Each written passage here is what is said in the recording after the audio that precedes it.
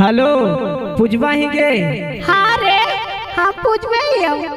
बोल की कोहई एकरी बहिन के कहा की कोही आगे सब के माल गले मेला घुरल गे, सजनवा गले गे, रोहितवा गले गे, मुकेशवा गले गे, आय अभी लगो ही नीतीशवा दशहरा ऐसी करते गे। बोल गे बोल ना रे चिंता काहे कर रही अभी कहाँ के मेला देखनी बोल ले सुन बतावा ही।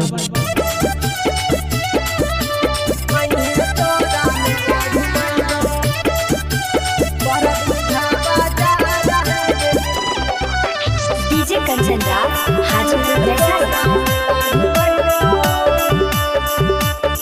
मगही रिकॉर्डिंग स्टूडियो समस्तीपुर से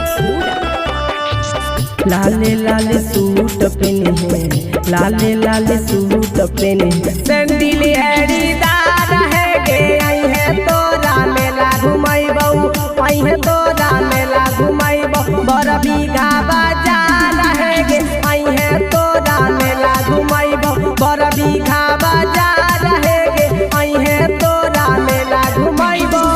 लाले लाले सूट पहने हैं, लाले लाले सूट पहने, सैंडल एड़ीदार है गे। आई है तोरा मेला घुमाइबो, आई है तोरा मेला घुमाइबो, बड़ बीघा बाजार है गे। आई है तोरा मेला घुमाइबो, बड़ बीघा बाजार है गे। आई है तोरा मेला घुमाइबो,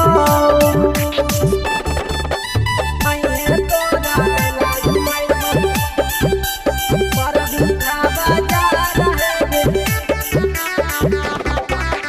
डीजे कंचन राव हाजीपुर जवन जवन कहम छौड़ी सूट ले देव, टोटो पर बैठा के तोरा मारा केट करइब। जवन जवन कहम छौड़ी सूट ले देव, टोटो पर बैठा के तोरा मारा केट घुमइब। बगल में हकौ छौड़ी, बगल में हकौ छौड़ी, गिरिंदा पहाड़ है गे। आई है तोरा मेला घुमाइबो, आई है तोरा मेला घुमाइबो, बड़ बीघा बाजार है गे। आई है तोरा मेला घुमाइबो, बड़ बीघा बाजार है गे। आई है तोरा मेला घुमाइबो, आई है तोरा मेला घुमाइबो,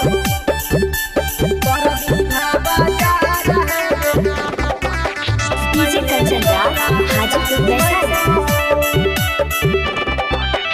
बड़ बीघा के चाट चौमिन हो कौनामी। दुर्गा पूजा के मेला में भीड़ लागौ भारी। बड़ बीघा के चाट चौमिन हो कौनामी। दुर्गा पूजा के मेला में भीड़ लागौ भारी। नीतीश निराला के, नीतीश निराला के नसरत पूरा घर है गे। आई है तोरा मेला घुमाइबो, आई है तोरा मेला घुमाइबो, बड़ बीघा बाजार है गे। आई है तोरा मेला घुमाइबो, बड़ बीघा बाजार है गे। आई है तोरा मेला घुमाइबो। presented by Maghi Films।